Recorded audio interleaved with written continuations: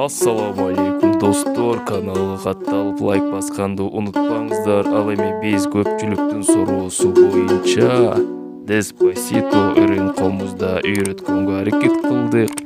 Лайктан басып, подписка таштап кетиңиз. Дагы кайсы чыгарманы каналдан көргүңүздөр келсе, ошол чыгарманы комментарийге жазып коюңуз.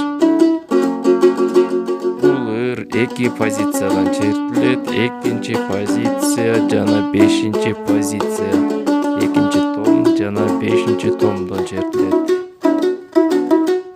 Күйлөнүшү асты ми, ортосу ля, үстү ре нотасына күйлөнөт. Эң көп комментарий жазган адамга 100 единица белек.